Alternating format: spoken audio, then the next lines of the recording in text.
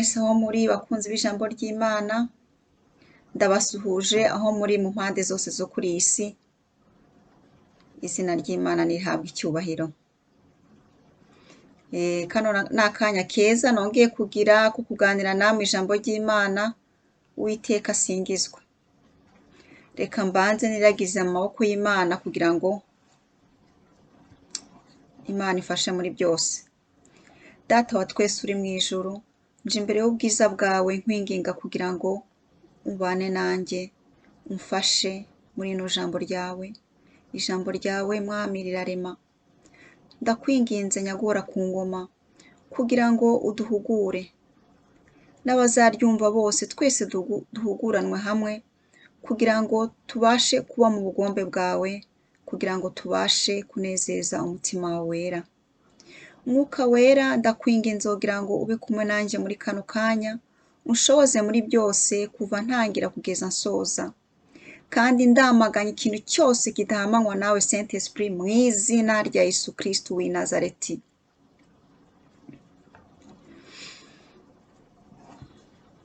Kandirimba akarimbo gato mbere yuko dutangira. Amen.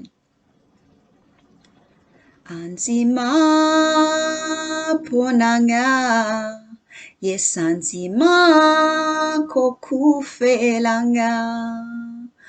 Anzima ponanga yesanzima kubikisanga Anzima ponanga yesanzima kokangolanga.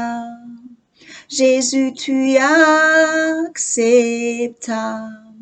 de t'abandonner, tu acceptas de t'humilier, tu acceptas de tout sacrifier, tu acceptas. Thank you, Jesus. Tu acceptas. Tu acceptas. Anzima ponanga yesanzima kukokufelanga. Anzima ponanga yesanzima kubikisanga Anzima ponanga yesanzima kokangolanga. Haleluya. Amen. Nukuri Umwami Yesu yatuviriye amaraso kuri Golgota, amaraso y'agaciro karenze. Nukuri Uwiteka ahabwa icyubahiro kubwo yemeye kutwohereza umwana wayo w'ikinege kugira ngo aze adupfire tubashe gucungurwa ibyaha. Nukuri umwami Yesu Kristo ahabwa icyubahiro. Turakomeza dusoma aho tugeze mu ntangiriro 35 kuva ku murongo wa mbere turasoma no kugeza ku murongo wa 15. Dusome mu izina rya Yesu Kristo. Imana ibwira Yakobo iti, jya gutura i Beteli maze unyubakireyo urutambiro, kuko ariho nakubonekeye igihe wahungaga mwene so Esawu. Nuko Yakobo abwira umuryango we n'abo bari kumwe bose ati, nimukureho ibigirwamana by'abanyamahanga mufite, mwihumanure, mwambare imyambaro iboneye. Maze tujye i Beteli, nzahubakira urutambiro Imana yangobotse igihe nari mu kaga, kandi ikandinda aho nagiye hose. Nuko baha Yakobo ibigirwamana bari bafite n'amaherena yo ku matwi, abitaba munsi y'igiti kinini kiri hafi y'i Shekemu. Batangira urugendo, abatuye mu mujyi ibakikije ntibatinyuka kubakurikirana kuko Imana yari yabateje ubwoba. Yakobo n'abantu bari kumwe bose bagera i Luzi ariyo Beteli iri mu gihugu cya Kanani. Ahubaka urutambiro maze aho hantu ahitirira Imana y'i Beteli, kuko ariho Imana yamubonekeye igihe yahungaga mwene se.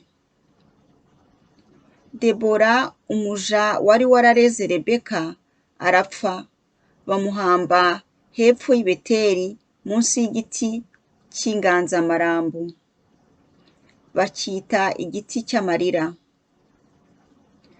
Aho Yakobo aviriye muri Mesopotamiya, Imana yongeye kumubonekera imuha umugisha.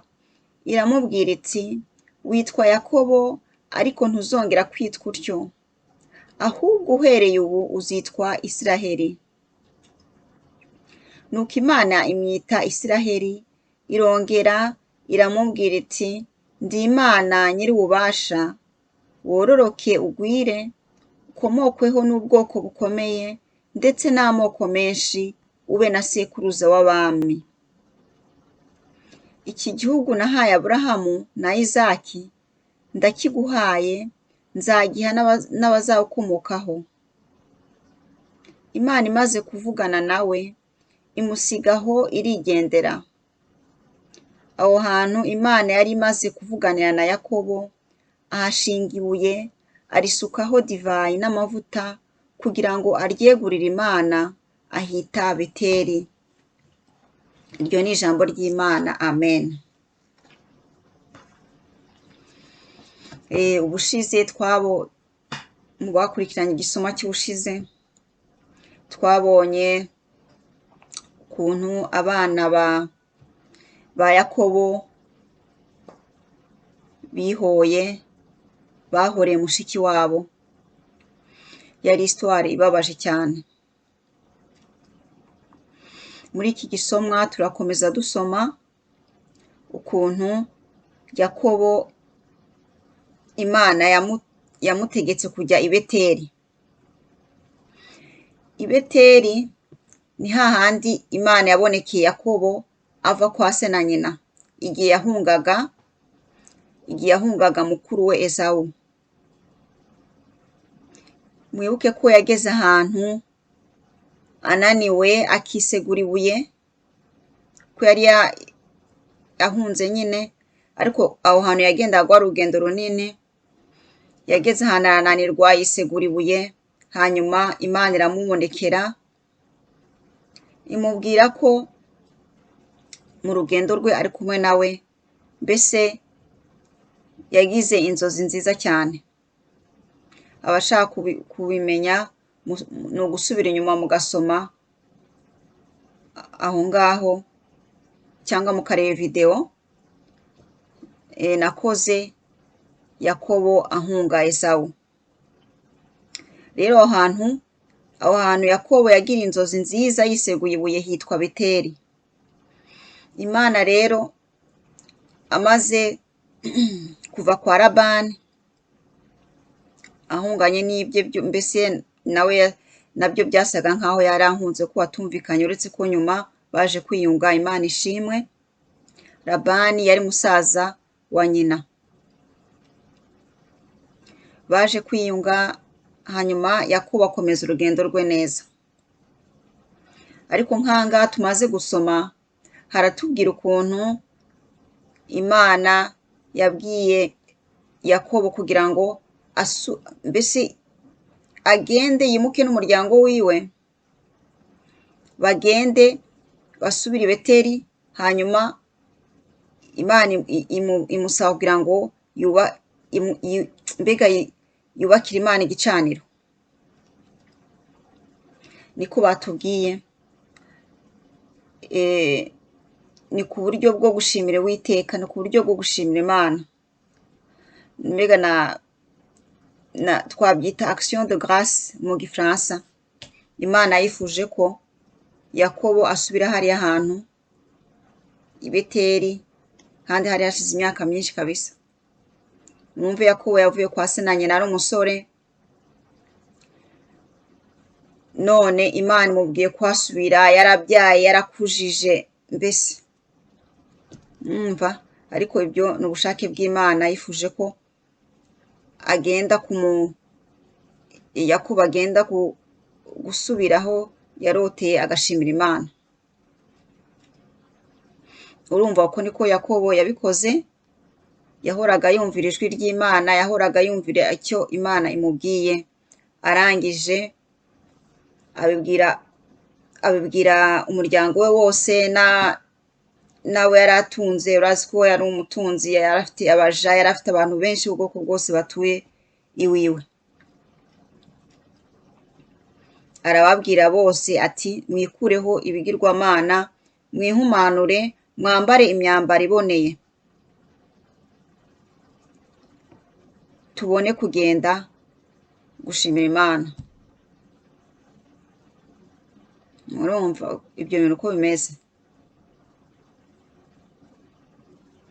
Murumva ko Yakobo yari azi ukuntu Imana yimeze. Yakobo yari azi ko Imana idakunda ko tuyisenga turi abanyabyaha.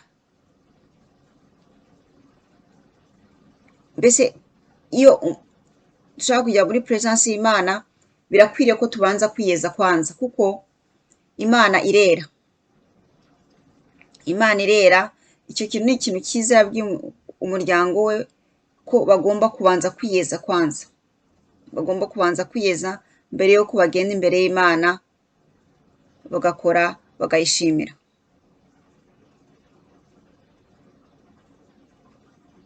Nabo baramwumviye, barabikora, mbese bafata urugendo, baragenda bose bari ku murongo, biyejeje, bambaye imyambaro iboneye.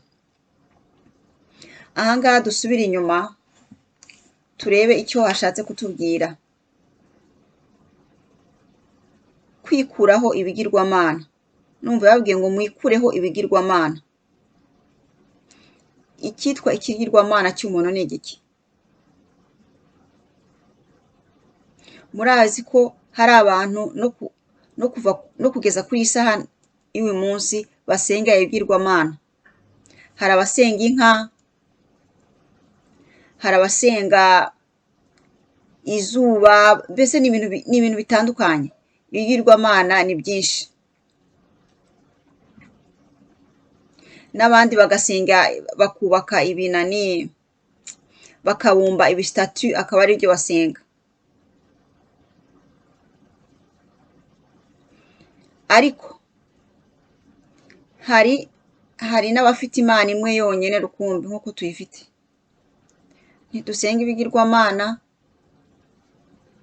ntidusenga izuba, ntidusenga icyaremwe cyose, ariko dusenga Imana yose. Ariko nubwo dusenga Imana yose, abantu tugira ibindi bigirwamana mu buzima bwacu. Umuntu ashobora kugira amafaranga, ikigirwamana kiwe. Ikigirwamana ni ikintu ukunda cyane kurenza Imana, ikintu uha agaciro kanini kurenza Imana, icyo kiba kibaye ikigirwamana. Yaba se amafaranga, yaba se umuntu ukunda cyane, yaba se abana bawe, mbese ikintu cyose umuntu azi ko akunda kurenza Imana, gifata umwanya wa mbere mu buzima bwe, mu mutima wiwe, icyo kintu kiba gihindutse, kiba kibaye ikigirwamana. Rero bene data, ni ugushakashaka ibyo bigirwamana byose, icyo kintu cyose dusimbuza Imana, icyo kintu cyose duha umwanya, mbese turutisha Imana. Imana tukayiha umwanya wayo wa mbere, kuko Imana irafuha. Imana ntabwo ikunda ko tuyiha umwanya wa kabiri cyangwa wa kane cyangwa wa kangahe. Imana irafuha, Imana iba ishaka ko tuyiha umwanya wa mbere mu buzima bwacu, mu mitima yacu, umwanya wa mbere. Nka rya teko ry'Imana rivuga ngo mukunde Imana, ni iteko rya mbere, ngo dukunde Imana n'umutima wacu wose, n'ubwenge bwacu bwose, n'imbaraga zacu zose. Urumva? Namwe mwimagine nkakunda umuntu n'umutima wanjye wose, n'ubwenge bwanjye bwose, n'imbaraga zanjye zose. Urumva icyo cyaha? Aho hantu nagashize Imana, mpashize umuntu, cyangwa se mpashize amafaranga, cyangwa se mpashize ikindi. Icyo kintu nkagikunda n'umutima wanjye wose, n'ubwenge bwanjye bwose, n'imbaraga zanjye zose.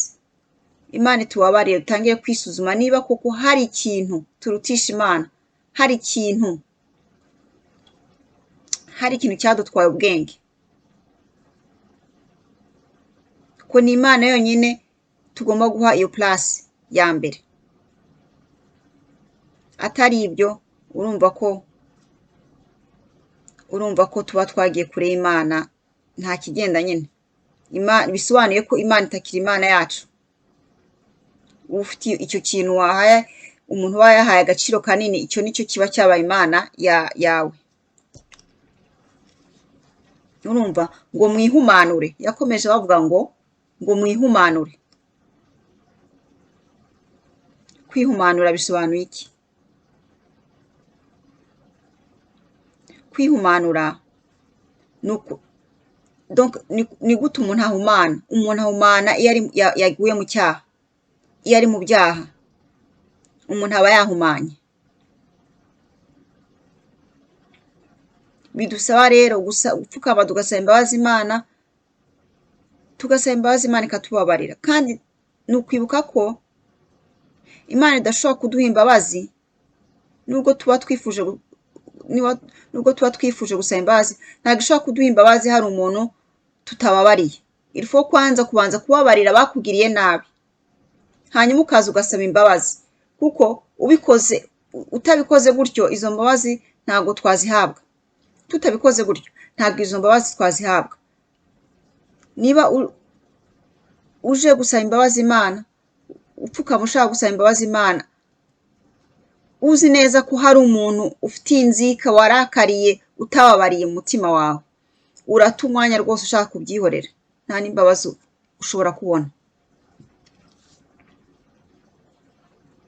Urumva? Icyo kintu ababwira ngo mwihumanure. Ibyaha bituma duhumana mu maso y'Imana, ibyaha bituma duhumana. Mwibuke ya ndwara ya kera abantu barwaraga yitwaga ibibembe. Ibibembe byatumaga abantu babirwaye bahumana, bakaba izore, bakabaha akato, mbese bakaba ahantu bonyine ntihagire, bakaba nk'ibintu by'ibiti, barizore mbese kugeza igihe bakiriye iyo mibembe. Ntibajye hari abandi bantu bazima, ntibakore activities zisanzwe, mbese babaga barwaye imibembe, babaga bahumanye mbega. Rero no mu buryo bw'umwuka nuko bimeze. Iyo turi mu byaha tuba twahumanye. Iyo turi mu byaha Imana itureba nk'abarwayi b'ibembe. Tuba dusa nk'abarwayi b'ibembe mu maso y'Imana, tuba twahumanye. Niyo mpamvu tugomba gupfukama tugasaba imbabazi Imana, tukinginga Uwiteka akatubabarira ibyaha byacu, tukabona guhumanurwa gutyo, tukabona gukira iyo mibembe dufite.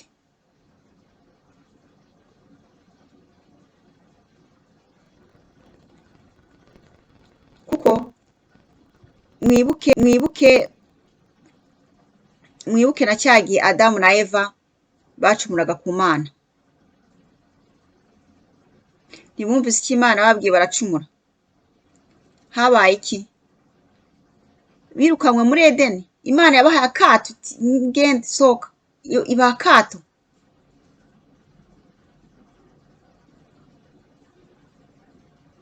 bari bamaze guhumana, bari bamaze guhumanywa, bari bamaze kugira iyo mibembe, bari bamaze kuba deja Imana yabahaye akato. No muri uyu munsi wa none, muri isi ya none, nuko Imana ikibigenza. Tuguye mu cyaha, tukaba twibera mu byaha, tuba duhumanye mu maso y'Imana. Ntago tubasha kugira ubusabane n'Imana, ntago umucyo, mbega tuba turi mu mwijima, tuba twinjiye mu mwijima, ntago umucyo w'Imana wongera uba urimo kutumurikira. Niyo mpamvu ari ikintu kiri grave. Icyaha cyangwa ibyaha ni ibintu grave tugombera gufataho serieux, tukihumanura, duhora twihumanura.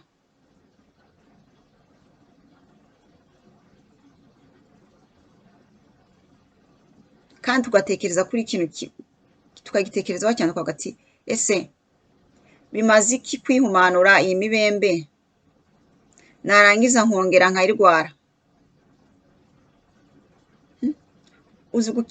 Uzi nk'uwarwaye imibembe nk'abariya abantu Imana yakizaga imibembe, ukuntu bongera gusa neza.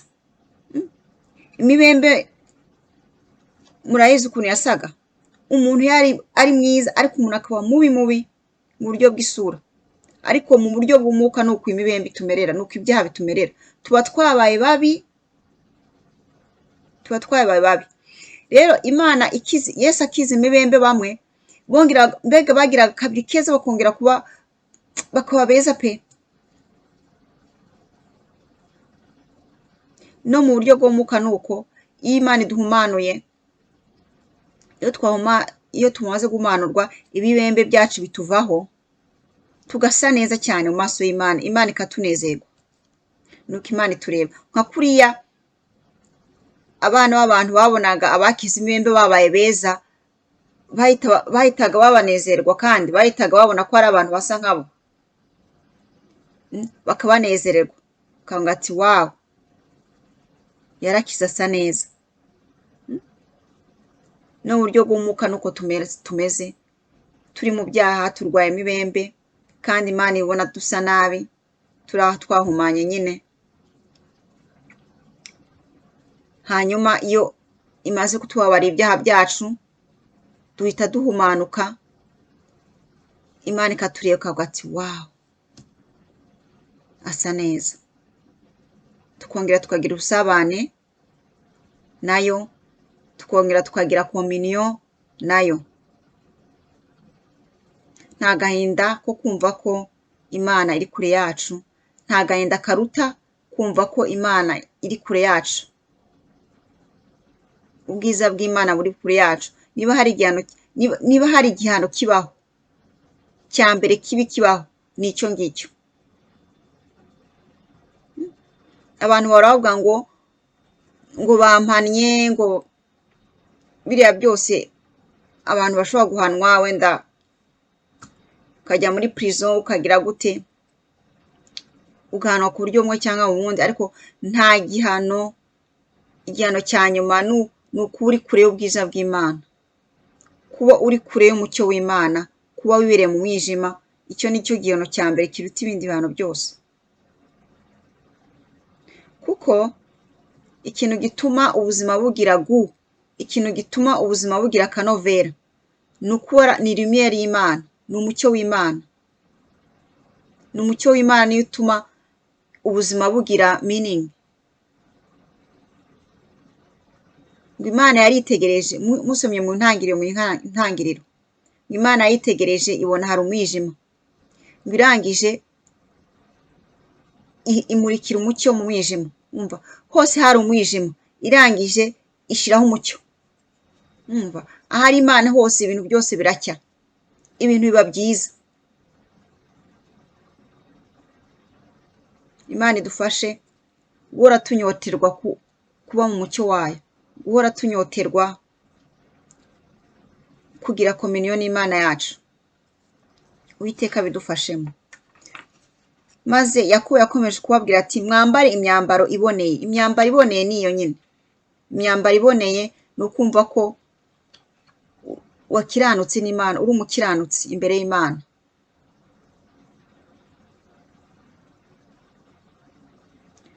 Nta buriganya, nta maguye, nta ubeshyi, biriya byose biteye isemi.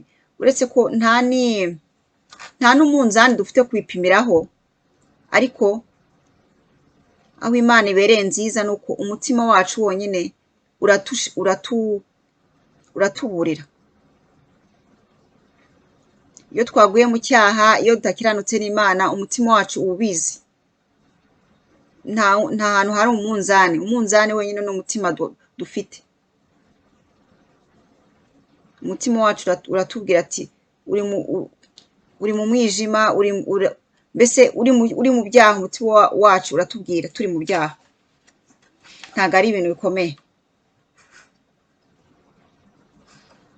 Rero ariyo mpamvu tugomba kwambara imyambaro iboneye kugira ngo Imana itaduha akato.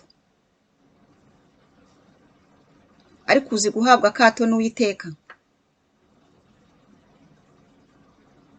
Uzi gupfuka mugasenga Imana yaraguhaye akato, umuntu agasenga. Kumbe ntitumenye ko amasengesho ari impfabusa, twahawe akato. Eske ni gute umuntu ashobora gusenga Imana idahari? Warahawe akato, nyine uba warahaye akato. Ntabwo amasengesho agira ahantu hamwe. Kenshi duhora dusenga amasengesho y'impfabusa, tugakora ibintu by'impfabusa, tugakora eforo z'impfabusa, kandi tukanategereza kuki Imana itanyishura. Ese kuki ntumvirwa? Kuki Imana isa nkaho yampebye? Hari byinshi, ariko ibyo byose ni ibintu duwo dukora inconsciemment, tutabizi ko twamaze guhabwa akato kera.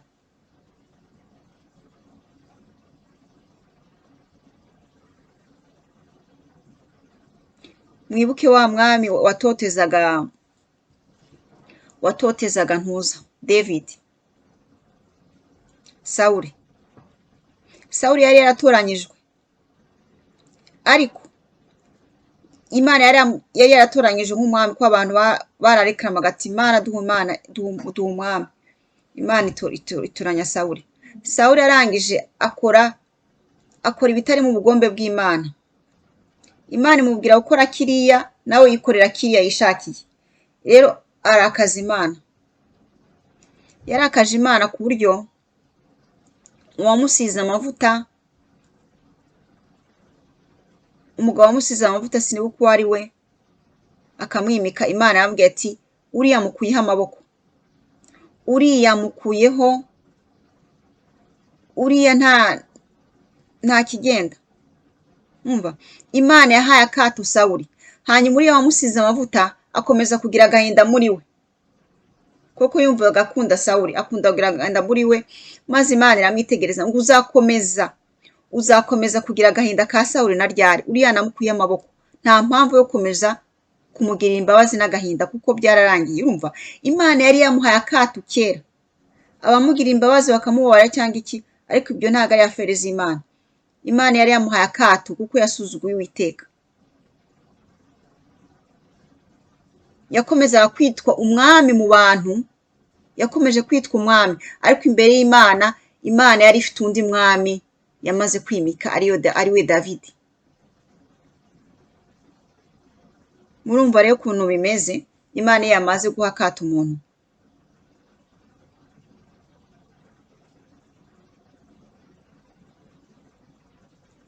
aba yageze kure kabisa. Ni igihano giteye ubwoba guhabwa akato n'Imana. Dusenge. Uyu mubiri twambaye ntago ari ikintu cyoroshye. Icyo umubiri ushaka ntago ari cyo Saint Esprit idutuyemo ishaka. Donc umubiri uhora urwana na Saint Esprit idutuyemo, bihora birwana buri munsi. Umugani hari ahantu nigeze gusoma, havuga ngo impamvu ngo uyu mubiri ngo utadukunda ngo ni kubera ko ngo umunsi ngo twavuye kuri iyi si ngo ntabwo tuzawutwara, ngo niyo mpamvu itadukunda. Murumva ako kantu atari ak'ubwenge? Ngo uyu mubiri uraturwanya ngo kuko ngo impamvu ngo igihe twavuyemo ngo ntabwo tuzawutwara aho tuzajya, kandi c'est clair nuko bimeze, tuzawusiga mu gitaka ubore. Nuko rero bimeze, ni ukumenya uyu mubiri twambaye. Uyu mubiri twambaye ntabwo ari umukunzi wacu. Réellement ntabwo uyu mubiri twambaye ari umukunzi wacu. Iyi ni inzu Imana yadushizemo kugira ngo tubashe kuba kuri iyi si, ko ntabwo ushobora kuba kuri iyi si utambaye uyu mubiri. Ariko tugomba kumenya uyu mubiri uko tubana nawo, ko uyu mubiri ntabwo udushakira ineza, kandi Satani arawukoresha, faiblesse zikakomeza kuba nyinshi, kuko azi neza ko uyu mubiri atari inshuti yacu, udakunda ibyo mwuka ukunda. Urumva uyu mubiri ari mwiza? Ntabwo ari mwiza.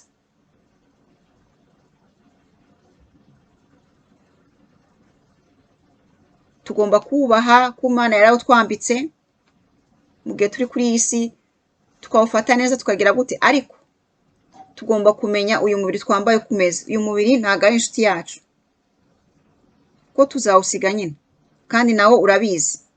Niyo mpamvu turwanya, ukadutera intege nke zo gusenga, ukadutera intege nke zo gusoma ijambo ry'Imana. Mbese ibintu byose, ikintu cyose cyiza Saint Esprit ikunda, uyu mubiri urakirwanya 100%. Urumva? Imana idufashe kugira ngo twambare imbaraga zihagije zibasha kurwanya uyu mubiri. Uwo mubiri ugomba kuba muto cyane, hanyuma umwuka ukatuzuramo, tukuzurwa n'umwuka, kuko uyu mwuka w'Imana niwe umwuka w'Imana niwe tuzagenda nawo mpaka tuvuye kuri iyi si. Tunavuyeyo tunajyane, ariko uyu mubiri uzasigara. Murumva tugomba kurwanira uyu mwuka cyane, tukarwanira Saint Esprit kurenza uko turwanira uyu mubiri. Ko hari ibikorwa dukorera umubiri. Uyu mubiri turawugaburira, turawusiga, turagira gute, ibintu byose byinshi, kandi ibyo byose bifata umwanya. Kandi uyu mubiri ntabwo ushobora kuba satisfait, ntibishoboka. Ntabwo umubiri wigera uba satisfait. Niyo mpamvu rero tugomba gucungana nawo, twagati hari igihe cy'umubiri, hari igihe mbese ukawufata neza umubiri wawe, ego, ariko ukamenya ko agaciro kanini ugomba kugaha umwuka wera. Uyu mwuka ari wo uzadutwara aho tuzajya. Tugomba kuwurwanira. Navuga ibintu byinshi cyane, ariko ndumva iyi nyigisho ihagije, ko Imana idufashe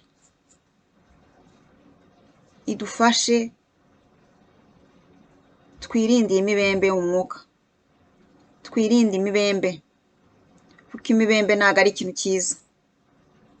Imibembe ari byo byaha, ko turwaye imibembe tuzahabwa akato, tuzaba duhumanye, tuzahumana duhabwa akato niturwara imibembe. Twihane, twinginge, dutakambira Imana, duhore tugenda twejejwe,